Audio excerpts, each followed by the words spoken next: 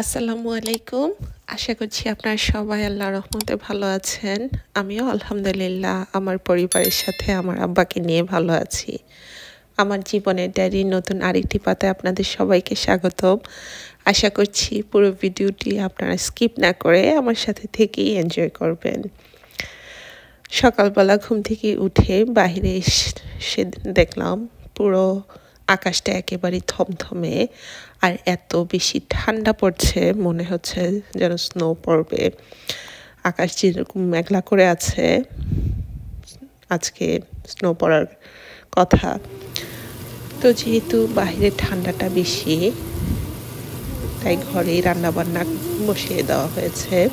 তো এখানে গরুর মাংস রান্না করা হচ্ছে। তো গরুর মাংস রান্না করার জন্য এখানে আমি গরম মশলা দিয়ে আসলে পেঁয়াজটা একটু ভেজে ভেজে নিচ্ছি।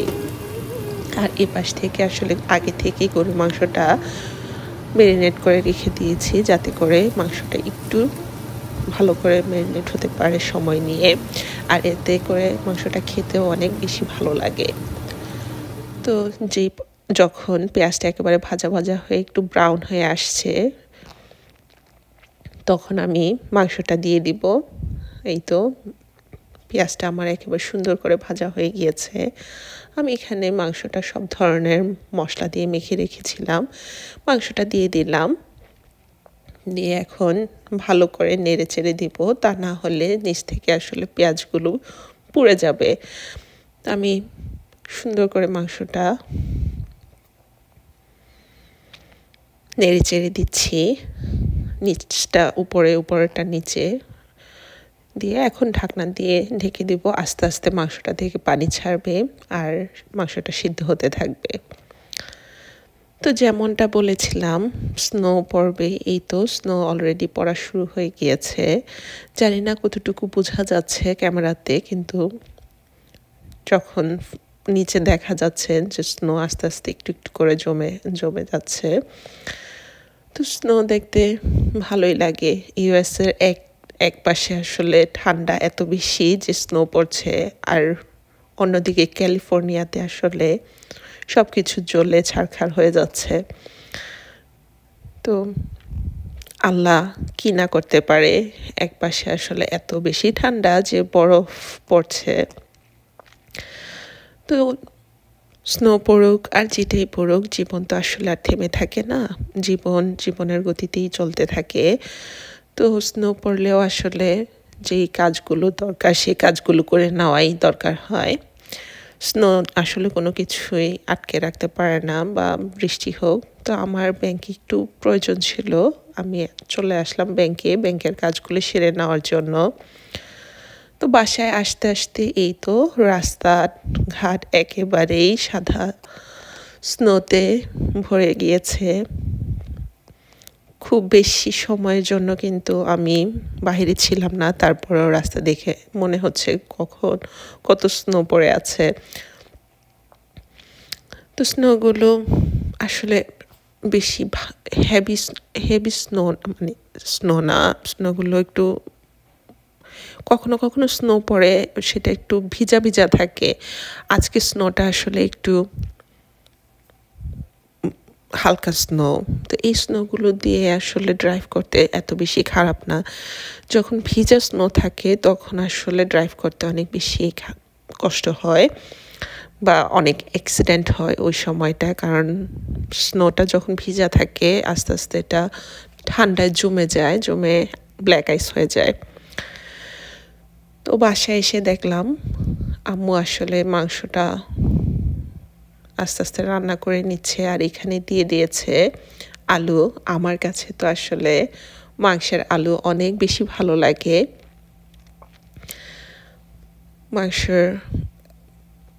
আমি যখনই মাংস রান্না করা হয় আমাদের বাসায়, আমি সবসময় বলি সাথে আলু দেওয়ার জন্য। সবার অনেক তরকারি বেশি পছন্দ, আর আমার পছন্দের তরকারি হচ্ছে আলু।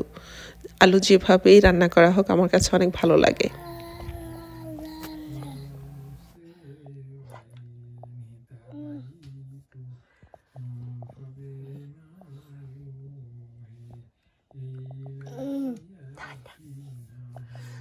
No, no. No, no.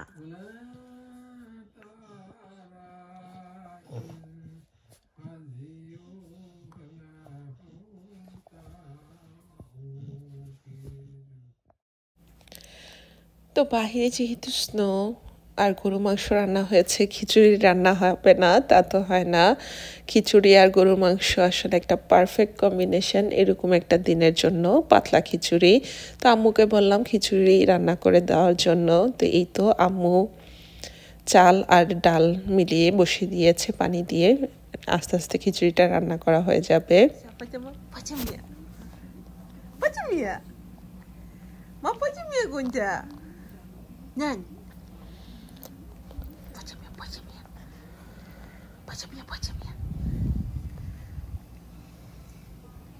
Hello, hello, Baba. Pachamia, pachamia.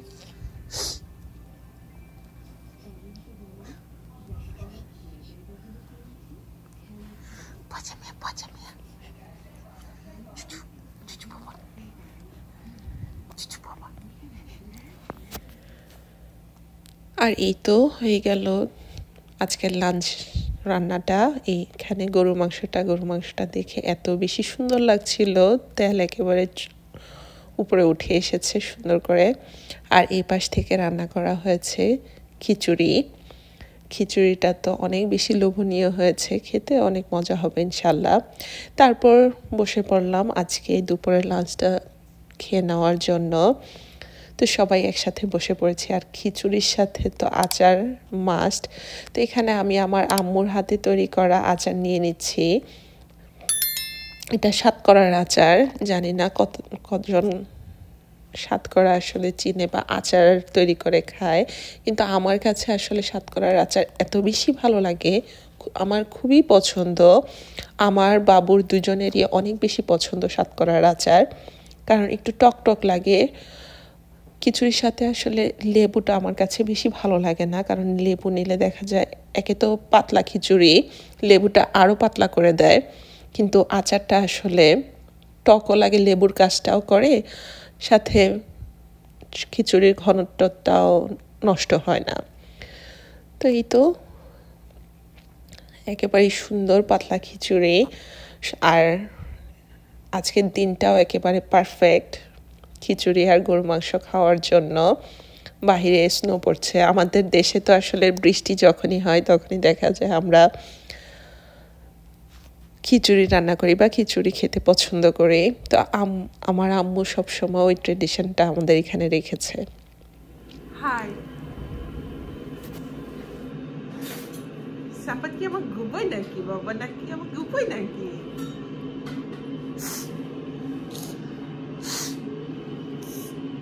Sapat ki ama guboy naki? Naki pachamia? Sapat ki ama pachamia?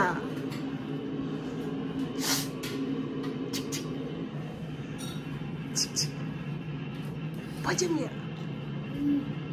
Pachamia? তো বাহিরে যেহেতু ঠান্ডা, তাই ভাবলাম একটু পিঠা তৈরি করি। তো আজকে কয়েক রকমের পিঠাই তৈরি করা হবে, যদিও আমি এত বেশি ভালো পিঠা তৈরি করতে পারি না, তারপরেও জাস্ট চেষ্টা আর মনের একটু শান্তি যে নিজেই পিঠাটা তৈরি করেছি। তো এই তো এখানে আমি ভাপা পিঠার জন্য শুকনো চালের গুঁড়িটা একটু মেখে নিচ্ছি, যেহেতু এখানে শুকনো চালের গুঁড়ি, তাই আমি সুন্দর করে মেখে নিচ্ছি। প্রথমে দুধ দিয়ে মেখে নিচ্ছি, তারপর যদি আমার মনে হয় যে আরেকটু পানির দরকার হবে তাহলে আমি আরেকটু পানি দিব। তো পানি দিয়ে একটু ভিজা করে নেব। তো ভালো করে মেখে নিচ্ছি। আমার কাছে আসলে ভাপা পিঠা অনেক বেশি ভালো লাগে। আজ কয়েকদিন ধরেই আম্মুকে বলছিলাম যে আম্মু ভাপা পিঠা বানাবো। সত্যি পিঠা বানাবে? আজকে কি তুমি পিঠা বানাবে? ও মাশাআল্লাহ, মাশাআল্লাহ। আজকে যে বাইরে স্নো পড়ছে দেখছো তুমি? It's snowing. Yes, I know. I know, it's snowing, বাবা। তুমি পিঠা বানাবে, তুমি খাবে বাবা? পিঠা খাবে? এই তো তুমি পিঠা খাবে বাবা? Yes, and then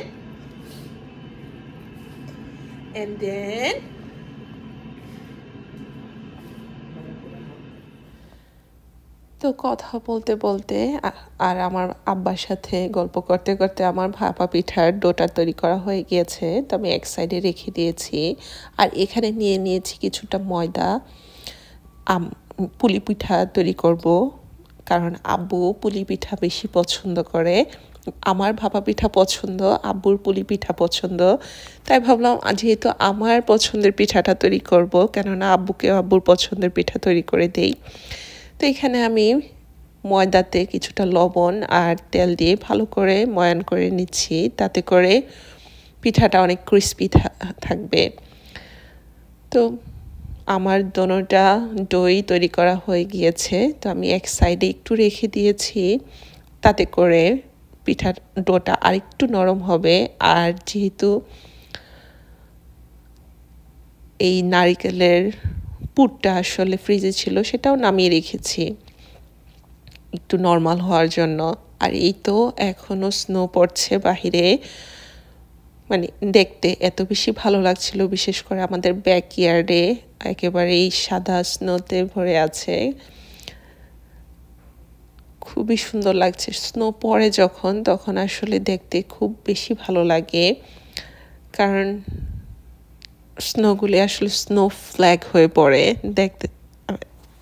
কখনো কেউ নোটিস করেছে কিনা জানি না, কিন্তু স্নো ফ্ল্যাগের মতো তারপর পরে পরে পরে আস্তে আস্তে জমতে থাকে।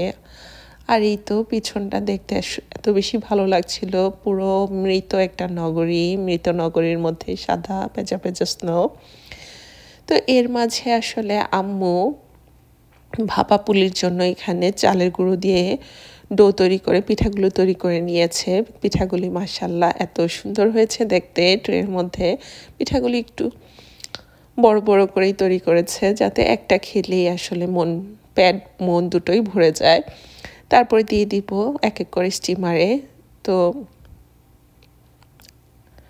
আমি সুন্দর করে একটা একটা করে সাজিয়ে দিচ্ছি, তাতে করে সবগুলো পিঠা সমানভাবে স্টিম হবে। তো আমি দুবারে আসলে স্টিম করে নিব, তাতে করে একটা পিঠা আরেকটা পিঠার গায়ে লেগে যাবে না। যদিও আমি আরেকটু ফাঁকা ফাঁকা করে দেওয়া উচিত ছিল, কারণ যখন নামিয়েছিলাম সবগুলি পিঠা আসলে একেবারেই একটু যেহেতু বড় হয়েছে লেগে গিয়েছিল। তো দ্বিতীয়বার যখন দিয়েছি তখন আমি আসলে ফাঁকা করেই দিয়েছি, তাতে করে এই তো পিঠাগুলো ফুলে ফেপে একেবারে দ্বিগুণ হয়ে গিয়েছে। তো ভাপা পুলিটা হতে থাক, আর এই পাশ থেকে আমি পুলি পিঠা করে নেওয়ার জন্য আমি ময়দাটা আরেকটু ময়ান করে নিচ্ছি, তাতে করে ডোটা বেলতে অনেক সুবিধা হবে, তো রুটিটা তৈরি করতে অনেক ভালো হবে। তারপর এই তো যেহেতু আমার নিজের কোনো গুণ নেই পিঠা তৈরি করার বা কিছু করার, ফোল্ড করার, তো আমি এরকম পাই কাটার দিয়েই আসলে আমি পিঠা তৈরি করি। তাতে করে দেখতেও আসলে ভালো হয়, আর প্রতিটা পিঠা আসলে একই সাইজের হয়, তো ভালোই লাগে। আর আমার ডিজাইন করার কোনো প্রয়োজন হয় না, এটা নিজ থেকেই ডিজাইন হয়ে যায়। তো আমি পিঠাটা যাতে সুন্দর করে লেগে থাকে, আটকে থাকে, সেজন্য একটু পানি ইউজ করেছি, তাতে করে পিঠাটা আসলে লেগে থাকবে। তেলে ছেড়ে দিলে আসলে খুলে যাবে না, যেহেতু ভিতরে নারিকেলের পুর দেওয়া, আমি চাই না যে পিঠাগুলি আসলে ছেড়ে যাক। আর এই তো এক এক করে আমার সবগুলো পিঠা তৈরি নেওয়া হয়ে গিয়েছে। তো দেখতে মাশাআল্লাহ এত বেশি ভালো লাগছিল, আমি নিজের গুণে নিজেই আসলে ঢাক পিঠাচ্ছি, কিন্তু আসলে দেখতে পিঠাগুলি অনেক বেশি সুন্দর। তো আমি আমার আম্মুর সাথেও মজা করছিলাম যে আমি এত সুন্দর পিঠা কিভাবে বানালাম। যাই হোক, যত সব ফাঁকিবাজি আমার, যেহেতু আমি বানাতে পারি না, আসলে পিঠার ভাঁজটা দেওয়াটাও একটা আর্ট। সেই ভাঁজটা যেহেতু আমি সুন্দর করে দিতে পারি না, তাই এইভাবেই, যদিও আমার নানুমণি শিখিয়েছিল পিঠার ভাঁজটা কিভাবে দিতে হয়, তারপরেও আমার ফাঁকিবাজি পদ্ধতি। তারপর পিঠা পড়লো গরম গরম তেলে। এখন গরম তেলের মধ্যে পিঠাগুলো ভেজে নেওয়ার পালা। তো আস্তে আস্তে উল্টে পাল্টে পিঠাগুলোকে ভেজে নেব লাল লাল করে, যতটুকু আমার পছন্দ লাল হওয়াটা। তো পিঠাগুলো আম্মুকে ভাজতে দিয়ে আমি ভাবলাম যে এই পাশ থেকে আমি আসলে ভাপা পিঠাটার প্রিপারেশনটাও করে নেই, তাতে করে দেখা যাবে কাজটাও এগিয়ে যাবে, একসাথেই সবগুলো পিঠা গরম গরম সার্ভ করা যাবে। তা না হলে একটা একটা করে যদি করতে যাই অনেকটা সময়ও লাগবে, আর দেখা যাবে কিছু পিঠা ঠান্ডা হয়ে যাবে, কিছুটা আসলে গরম থাকবে। তো এখানে আমি একটা গুড় নিয়ে নিয়েছি। গুড়টা আমি গ্রেটারের সাহায্যে সুন্দর করে গ্রেট করে নিব, তাতে করে পিঠার উপরে ছড়িয়ে দিতে সুবিধা হবে। তো আমাদের দেশীয় গুড়ের মতো আসলে সেরকম না, এখানকার গুড়গুলো বেশি ভালো ছিল না গুড়টা। আর গুড়টা ভালো ছিল না বলেই আসলে পিঠাগুলো লাল হয়নি। কারণ আম্মু যখন নারিকেলের পুরটা তৈরি করেছে, নারিকেলের পুরটা সেরকম লাল হয়নি। কিন্তু আমার নানুমণি যখন নারিকেলের পুর করে বা করতো, তখন আসলে এত সুন্দর একটা কালার আসতো। গুড়ের উপরে সব কিছু ডিপেন্ড করে, গুড়ের কালারটা ভালো থাকলে আসলে পিঠার কালারটাও সুন্দর হয়। তো এই তো আমি এখানে ভাপা পিঠার জন্য চালের ময়ানটা সুন্দর করে চেলে নিচ্ছি, তাতে করে পিঠাগুলো একটু ঝরঝরে হবে। আর যেহেতু শুকনা চালের গুঁড়ো আমরা ইউজ করছি এখানে, পিঠাগুলি আসলে কীরকম হবে জানি না, দেখা যাক কীরকম হয়। তো আস্তে আস্তে আমি গুড়টাও সুন্দর করে গ্রেট করে নিয়েছি, আর এখানে পিঠার জন্য চেলে নিচ্ছি। তারপর এই তো ভাপা পিঠাটা আমি এখানে সাজিয়ে নিচ্ছি। তো আমার কাছে প্রথমে নারিকেলটা দিলেই বেশি ভালো লাগে। আসলে পিঠা মানেই তো গুড়, নারিকেল মানে মিষ্টি বা নারিকেল। তো আমি প্রথমে নারিকেল দিলাম, তারপরে অল্প করে একটু চালের ডোটা দিয়ে দিচ্ছি, তারপরে আবার একটু নারিকেল দিব, যতটুকু ভালো লাগে। আসলে যত দেওয়া যাবে ততই পিঠাটা মজা হয়, নারিকেল আসলে খুব ভালো লাগে পিঠাতে। আর যত গুড় ততই মিষ্টি। তো এখানে আমি পছন্দ মতো দিয়ে নিচ্ছি। আসলে পিঠাটা তৈরি করাটা নিজের উপরে, যার যেরকম পছন্দ সেরকম করে নিতে পারে। যার মিষ্টি পছন্দ সে বেশি মিষ্টি দিতে পারে, যার কম মিষ্টি পছন্দ কম। তো নিজে বানালে এটাই হচ্ছে সুবিধা, নিজের পছন্দ মতো সুন্দর করে তৈরি করে নেওয়া যায়, নিজের পছন্দের সাইজ করে শেপ করে, আর যেটা পছন্দ সেটা। তো এই তো আমার একটা পিঠা সুন্দর করে তৈরি করা হয়ে গিয়েছে। আমি একটু চেপে চেপে দিচ্ছি যাতে করে ইয়াটা বেশি ঝুরঝুর করে না পড়ে যায়। তারপরেই দিয়ে দিলাম এই তো পিঠা তৈরি করার ভাপের স্টিমটাতে। আর পিঠাটা একেবারে সুন্দর করে ছেড়ে আসছে যখন স্টিম বাটি থেকে ছাড়িয়ে নেওয়া যাচ্ছে খুব সহজেই। তো যাই হোক, পিঠা তৈরি করতে করতেই আসলে গরম গরম পিঠা আমাদের খাওয়া হয়ে গিয়েছে। তো বাকি পিঠাগুলো এই তো এখানে ট্রেতে নেওয়া হয়েছিল, তো ওগুলো এখানে ঠান্ডা হতে দেওয়া হয়েছে। ভাপা পিঠাটা আসলে দেখতে এত বেশি ভালো হয়নি, কিন্তু খেতে যে কি মজা হয়েছে, আসলে নিজে তৈরি করে খেলে কত যে মজা লাগে। আর এই তো তেলে ভাজা পুলি পিঠাগুলো, এই পিঠাগুলোই আসলে বেশি সুন্দর হয়েছে দেখতে, আর খেতে অনেক মজা হয়েছে। আর ছিল ভাপা পুলি, যেমনটা বলেছিলাম আসলে চুলা থেকে যখনই নামানো হয়েছে গরম গরমই আমরা সবাই খেয়ে নিয়েছি। তো এগুলো আসলে ঠান্ডা করার জন্য এখানে রেখে দেওয়া হয়েছে, ঠান্ডা হলে বক্সে ভরে রেখে দিব, তাতে করে পরে খাওয়া যাবে। তো এই পুলি পিঠাগুলো আসলে অনেক দিন পর্যন্ত ক্রিস্পি থাকে। তো আমি একটা এয়ার টাইট বক্সে সুন্দর করে রেখে দিচ্ছি, তাতে করে দেখা যায় মাঝে মাঝে স্ন্যাক্স হিসাবে খাওয়া যায়, খুবই ভালো লাগে।